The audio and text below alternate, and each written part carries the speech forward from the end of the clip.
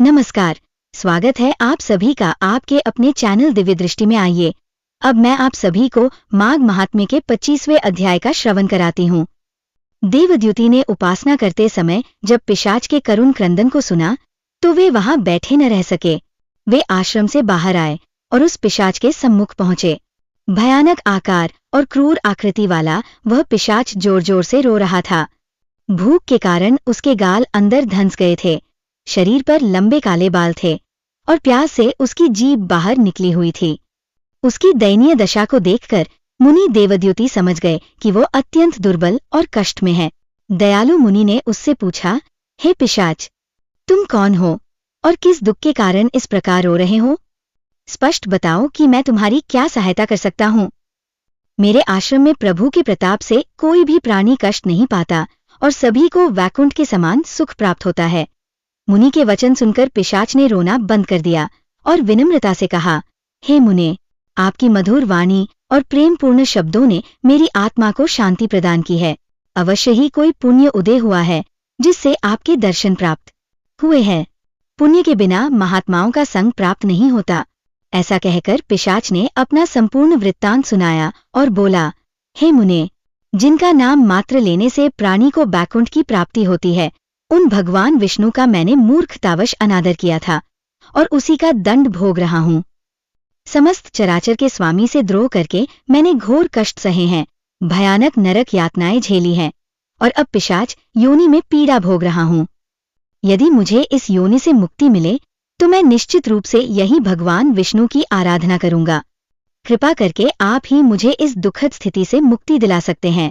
देवद्युति ने आश्चर्य से कहा, हे दुष्ट, तू माया के प्रभाव में आकर संसार के आधार स्वरूप भगवान विष्णु से द्वेष करने लगा, जो स्वयं सृष्टि की रचना, पालन और सहार करते हैं। उनसे शत्रुता करके कोई भी सुखी नहीं रह सकता। भगवान के नाम स्मरण मात्र से पापी तक इस लोक के बंधनों से मुक्त हो जाते हैं। देवता जिनके यज्ञ की स्तुति करते हैं और ऋषिमुनि जिनके चरणों की वंदना में सदा लीन रहते हैं, उन नारायण की आराधना सभी वर्णों के प्राणियों को चारों आश्रमों के नियमों का पालन करते हुए अवश्य करनी चाहिए। वेदों में बताए गए धर्म शाश्वत और अमर हैं। इनका अनुसरण करने वाले प्राणी कभी दुखी नहीं होते। जो असत्य का सहारा लेकर धर्म के विपरीत आचरण करते हैं, वे निश्चय ही कष्ट पाते हैं। जो अपने हित की कामना रखते हैं, उन्हें विष्णु और शंकर में भेद नहीं समझना चाहिए। वे दोनों समान हैं और किसी एक का अपमान दूसरे को भी असह्य होता है। हे राजन, विष्णु भगवान से द्रोह करने का उचित दंड तुम्हें प्राप्त हुआ है। अब जहां तक तुम्हारी मुक्ति का प्रश्न है, उसका उपाय मैं बताता हूँ। इसे ध्यानपूर्वक सुनो। देवद्युति बोले, हे भद्र, माघ मास प्रारंभ होने से पहले ही तुम तीर्थराज प्रयाग चले जाना। शास्त्रों में कहा गया है कि संगम के जल में माघ स्नान करने से प्राणी के समस्त पाप उसी प्रकार नष्ट हो जाते हैं जैसे सूर्य की किरणों से अंधकार का नाश हो जाता है।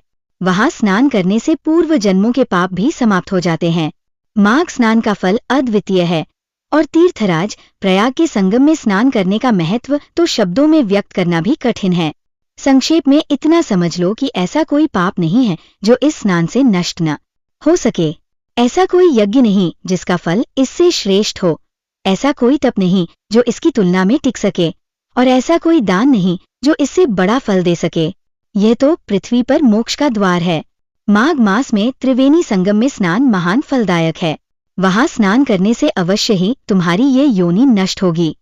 तुम्हारे समस्त पाप उसी प्रकार जलकर भस्म हो जाएंगे जैसे आग की एक छोटी सी चिंगारी घास के बड़े ढेर को स्वाहा कर देती है। हे भद्र, त्रिवेणी स्नान के महात्म्य का वर्णन करना मेरी शक्ति के बाहर है। इसके जल का केवल स्पर्श करने मात्र से केरल का एक ब्राह्मण मुक्त हो गया था। ऋषि के इन वचनों को सुनकर पिशाच ने पूछा, हे मुने, कृपा करके केरल के ब्राह्मण का वृत्तांत सुनाए।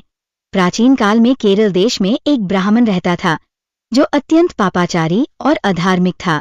उसका नाम धूर्त शर्मा था, किंतु वह न तो वेदों में श्रद्धा रखता था, न ही किसी धार्मिक आचरण का पालन करता था। वह सदैव अधर्म के मार्ग पर चलता था।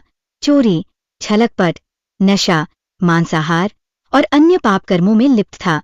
न तो वह देवताओं की पूजा करता था, न ही पवित्र स्थानों की महिमा में विश्वास रखता था।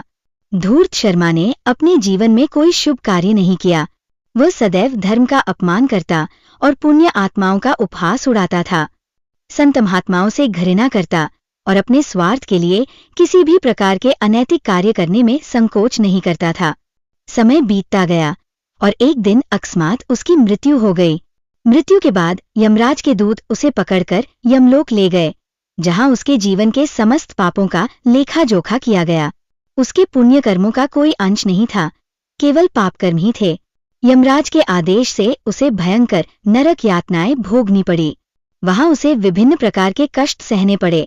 कभी जलती हुई अग्नि में डाला गया, कभी कीले लगी हुई भूमि पर चलाया गया, कभी गर्म तेल में उबाला गया।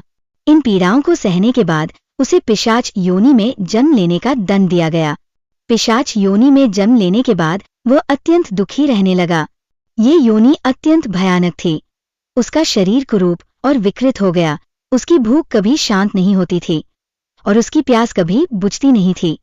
वह अंधकारमय जंगलों में भटकता, जहां कोई भी प्राणी उसके साथ रहना पसंद नहीं करता था।